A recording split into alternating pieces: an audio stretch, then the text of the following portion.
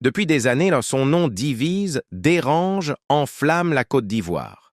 Certains le voient comme un symbole de résistance, d'autres comme une figure controversée de l'histoire politique. Mais aujourd'hui, Charles Blé Goudé parle, sans détour, sans filtre. Dans cette déclaration rare, il se dévoile, répond aux questions que beaucoup n'osaient plus poser et trace une ligne claire sur son avenir politique. Ce que vous allez entendre n'est pas anodin. Regardez jusqu'au bout, car cette sortie pourrait bien changer la perception que vous avez de Blé. Avant d'aller plus loin, likez la vidéo, abonnez-vous et partagez, car ce que vous allez entendre est important. Comme l'avait mentionné Awa Dombello. Awa Dombello, contrairement à moi, a eu l'occasion de les fréquenter pendant ces 3 dernières années.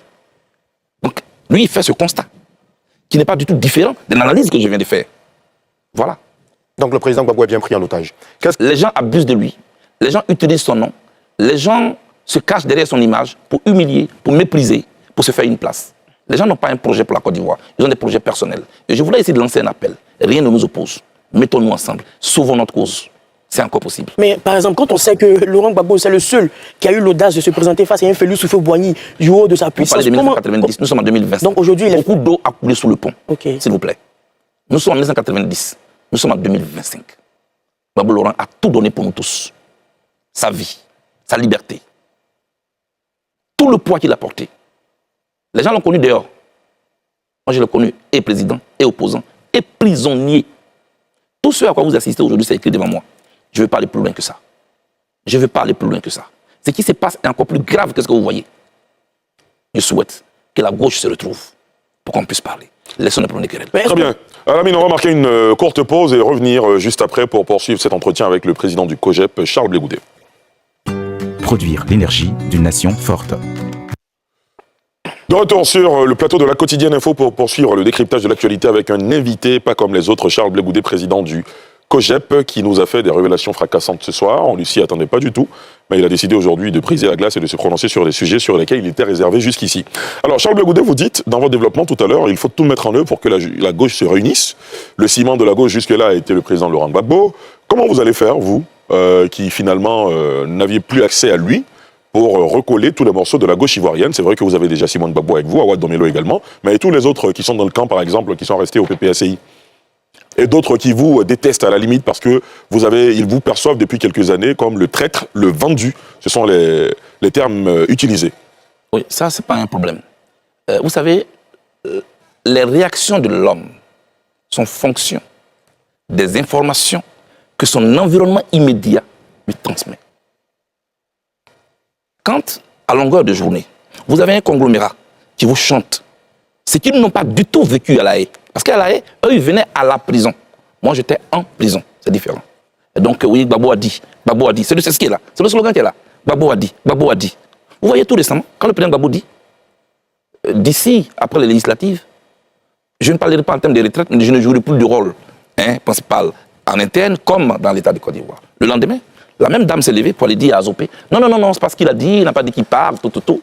Parce qu'ils ont besoin qu'il soit là longtemps sur la scène pour pouvoir se servir de son image pour nous opposer les uns aux autres. Aujourd'hui, je ne peux même pas parler à mes amis. Il y en a même qui se cachent pour venir me voir. Dans le PPACI? Mais bien sûr, mais pourquoi? Pourquoi?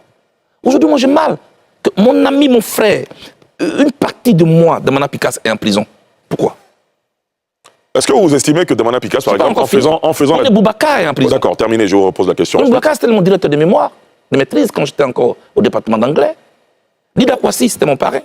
Regardez très bien ceux qui sont en prison et regardez ceux qui sont en liberté, qui sont en train d'aller à des élections contre l'avis du président Gbagbo, alors que c'est eux qui ont dit où Gbagbo va, je vais. C'est comme ça qu'ils parlaient, hein. C'est pas du bon français, mais c'est ce qu'ils disent. Oui, c'est Gbagbo, on connaît. Aujourd'hui, du coup, on ne connaît plus Gbagbo. On connaît qui alors? Quel est l'objectif? C'est de nous écarter tous, nous affaiblir tous. Le président Afi N'Guessan, on l'a reçu récemment. Il est devenu le chouchou. Mais c'est ce que j'ai demandé depuis, pour que la gauche puisse se retrouver. Mais ça ne nous arrange pas que les anciens compagnons se retrouvent, parce qu'eux seraient vus comme des parvenus. Quand le président Gbagbo est venu, s'il continuait à fonctionner à le Front populaire ivoirien, eux seraient des parvenus qui n'ont pas les cartes à main. Ils ont créé un nouvel appareil pour qu'on nous éloigne, nous tous. Moi, je n'ai rien fait. Nous sommes dans une sorte de 2 chambres salon. Chacun est pour le moment dans sa chambre. Moi, je suis convaincu que tôt ou tard, le temps va réunir les conditions pour qu'on se retrouve au salon. On n'a pas le choix. Personne, de son côté, ne peut rien obtenir. On est obligé de se mettre ensemble. Damana Diapikas, vous savez, aujourd'hui, il a des déboires avec la justice, il est en prison, suite à une déclaration qu'il a faite justement dans les moments chauds qui ont précédé l'élection présidentielle. Charles Blé Goudé, on vous a connu, par le passé également, tout feu, tout flamme dans des déclarations. Est-ce que vous, à sa place, en tant que vice-président du PPACI, vous auriez fait cette déclaration à la veille de l'élection présidentielle, appelant les jeunes notamment à sortir dans les rues pour paralyser le processus? Ali, vous avez devant vous un ancien prisonnier. Je connais toutes les prisons de Côte d'Ivoire. L'école de police, la DST, le sous-sol de la Sûreté nationale. Je connais tout ça. Je sais ce que peut endurer un prisonnier. Picasse est en prison. Il n'a pas d'arme pour se défendre. On ne juge pas quelqu'un qui est à terre. On ne tire pas sur une ambulance. Tout ce que je peux dire ce soir, c'est de porter mon ami en prière et demander la clémence du chef de l'État pour qu'il puisse sortir de là avec les autres. Ali, notre génération n'est pas faite pour uniquement faire la prison. Pourquoi? Picasse a passé toute sa vie à faire la prison avec moi. Moi, je me suis dit que le temps était arrivé pour qu'on puisse aussi faire valoir nos idées, notre vision. Mais des gens sont à côté.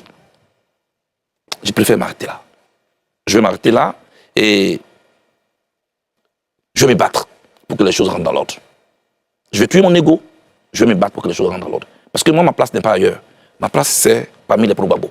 C'est ma famille, je n'ai pas une autre famille. Ça a trop duré, il faut qu'on mette fin à ça. Vous avez donc dû souffrir de tous les stéréotypes qu'on a voulu vous coller. On a dit que vous étiez en deal avec le RHDP, le parti au pouvoir, que vous travailliez donc pour le président Ouattara.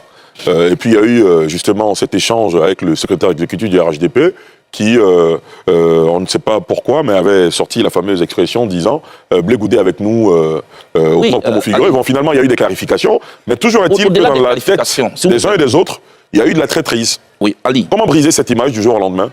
Je parle devant des jeunes gens qui sortent fraîchement de l'école, donc qui peuvent me corriger, et ceux qui ont fait de la politique et des droits. Un deal est défini comme un contrat. Mais on parlerait de contrats synalagmatiques, où chacun joue son rôle, mais en retour, il en tire des dividendes. Dans ce deal, Ali, c'est quoi, moi, mon profit? C'est qu'on me condamne à 20 ans. C'est que mon compte soit gelé jusqu'à aujourd'hui.